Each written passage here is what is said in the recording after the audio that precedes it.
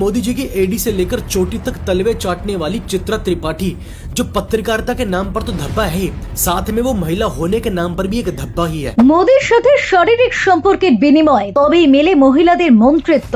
স্মৃতি ইরানির সঙ্গে নরেন্দ্র মোদীর শারীরিক সম্পর্ক প্রকাশ্যে বিরাট কেচ্ছা। ভারতের প্রধানমন্ত্রীর বিরুদ্ধে বিস্ফোরক দাবি বিজেপি নেতার। অদ্ভুত রকম ব্যাপার হলো দেশের প্রধানমন্ত্রীর বিরুদ্ধে এমন বিস্ফোরক দাবি, কিন্তু ভারত সরকার বা প্রধানমন্ত্রীর মন্ত্রণালয় এখনো পর্যন্ত এই বিষয়ে টু শব্দ করেনি। কিন্তু কেন দেশের প্রধানমন্ত্রীর বিরুদ্ধে এত বড় দাবি? তাহলে কি সবটাই সত্যি? মুখ খোলার জায়গা নেই ভারত সরকারের? এপস্টাইন ফাইল থেকে শুরু করে মহিলাদের সাথে শারীরিক সম্পর্ক, মোদির বিরুদ্ধে পরপর একাধিক অভিযোগ।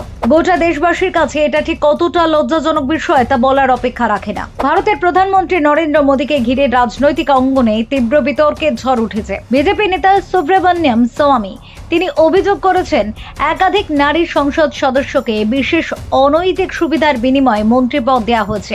সম্প্রতি একটি পডকাস্টে আন্তর্জাতিক বিতর্কিত ব্যক্তিত্ব জেফ্রি এপস্টেইনের প্রসঙ্গ টেনে তিনি দাবি করেন, ভারতে এমন প্রভাবশালী ব্যক্তিদের কর্মকাণ্ড নিয়ে গভীর তদন্ত হওয়া প্রয়োজন। স্বামীর এই বিস্ফোরক দাবিকে সমর্থন জানিয়ে সোশ্যাল মিডিয়ায় দীর্ঘ পোস্ট করেছেন একসময় মোদীর ঘনিষ্ঠ হিসেবে পরিচিত হিন্দুত্ববাদী লেখিকা মধুপূর্ণিমা কিশোর। তিনি অভিযোগ করেন, নির্দিষ্ট কিছু এমপিকে কিসের ভিত্তিতে মন্ত্রী করা হয়েছে তা হিন্দুত্ববাদী মহলের সকলেরই জানা। কিশোর এমনকি কেন্দ্রীয় মন্ত্রী এস জয়শঙ্কর, হরদীপ সিং পুরী এবং স্মৃতি ইরানির নাম উল্লেখ করে তাদের মন্ত্রী হওয়ার পিছনে বিশেষ পরিষেবার ইঙ্গিতপূর্ণ দাবি করেছেন।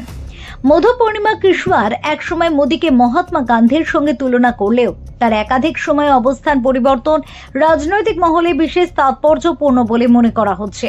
তবে স্বামী বা কিশোর কেউই এখনো পর্যন্ত তাদের এই গুরুতর অভিযোগের পক্ষে কোনো বিশেষ প্রমাণ দেখাতে পারেননি। বিষয়টি নিয়ে রাজনৈতিক মহলে ব্যাপক চাঞ্চল্য তৈরি হলেও প্রধানমন্ত্রীর দপ্তর বা শাসক দল বিজেপির পক্ষ থেকে এখনো পর্যন্ত কোনো প্রতিক্রিয়া আসেনি। Bureau report, doctor time.